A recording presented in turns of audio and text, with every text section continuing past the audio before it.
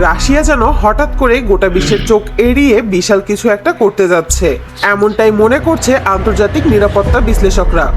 সাম্প্রতিক গোয়েন্দা রিপোর্টে উঠে এসেছে দক্ষিণ রাশিয়ার এক সামরিক পোর্টে নীরবে পরীক্ষা চালানো হচ্ছিল একটি সুপার এয়ারক্রাফট ক্যারিয়ার টাইপ যান, যার নাম অ্যাক্রোনোপ্লান। রিপোর্ট বলছে খবরটি প্রকাশ্যে আসার পর শুধু মধ্যপ্রাচ্যে নয়, ন্যাটোভুক্ত দেশগুলো জরুরি বৈঠকে বসেছে, কারণ এটা কোনো সাধারণ যুদ্ধ বিমানও নয়, আবার জাহাজও নয়। দুটোর মাঝামাঝি এমন এক এয়ারক্রাফট যা যুদ্ধের হিসাবই বদলে দিতে পারে। এই প্রযুক্তি এতদিন কোথায় ছিল?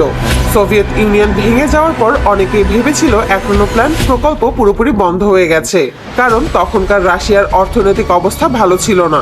ফলে অনেকেই ভেবেছিল এটা বিলুপ্ত হয়ে গেছে, কিন্তু বাস্তবে রাশিয়া এটাকে পুরোপুরি বাদ দেয়নি। বিভিন্ন সামরিক গবেষণা সংস্থা গোপনে এই প্রযুক্তির উন্নয়ন চালিয়ে গেছে, যা গোটা বিশ্ব কোনোদিন জানতেও পারেনি।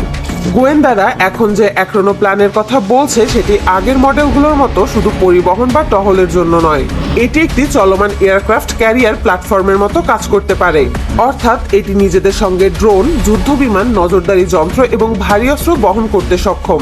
এর গতি প্রতি ঘন্টায় প্রায় 600 কিলোমিটার বেগে উঠতে পারে। প্রথমত, এটি প্রচলিত জাহাজ টাইপ এয়ারক্রাফট ক্যারিয়ারের তুলনায় অনেক দ্রুত।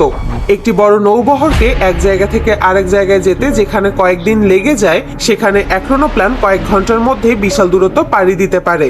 দ্বিতীয়ত, এটি তুলনামূলক কম খরচে পরিচালনা করা সম্ভব, মাত্র কয়েক ঘন্টার মধ্যেই শত্রুর উপকূলে ঢুকে যেতে পারে। তৃতীয়ত, যুদ্ধের সময় এটি কোনো রকম প্রস্তুতি ছাড়াই আচমকা উপস্থিত হতে পারে। বিশেষজ্ঞরা বলছেন অ্যাক্রোনোপ্লান ব্যবহার করে দ্রুত সেনা নামানো, ড্রোন ও ফাইটার জেট মোতায়েন করতে পারে। জানলে অবাক হবেন, এটা শুধু সমুদ্রে না, এটা ছোট নদীতেও চলতে পারে।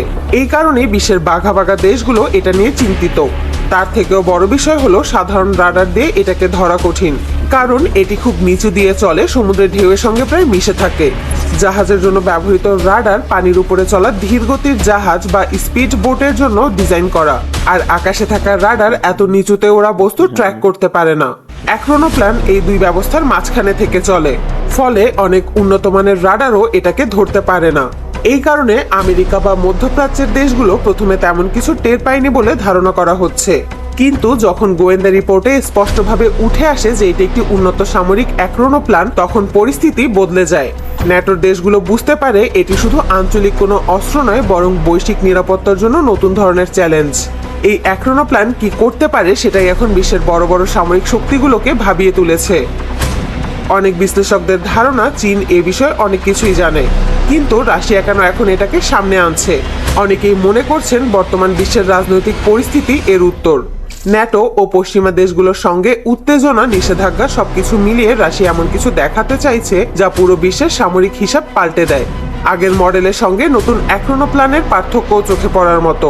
পুরনো সোভিয়েত অ্যাক্রোনোপ্লান ছিল বিশাল, ভারী ও প্রযুক্তিগতভাবে কম উন্নত, কিন্তু গোয়েন্দারা বলছে বর্তমানের এই অ্যাক্রোনোপ্লান সরাসরি যুদ্ধ মিশনের জন্য প্রস্তুত রাখা হয়েছে। গোটা বিশ্ব এটা মানতে পারছে না বা সহজে বিশ্বাস করতে চাইছে না, কারণ অ্যাক্রোনোপ্লানের ব্যবহার গোটা বিশ্ব এর আগে কখনো দেখেনি। তাই অনেকেই বুঝতে পারছে না যে এটা ঠিক কতটা শক্তিশালী। এখন সময়ই বলে দেবে রাশিয়া এটা ঠিক কি কারণে বের করেছে এবং এটাকে কি কাজে ব্যবহার করা হবে।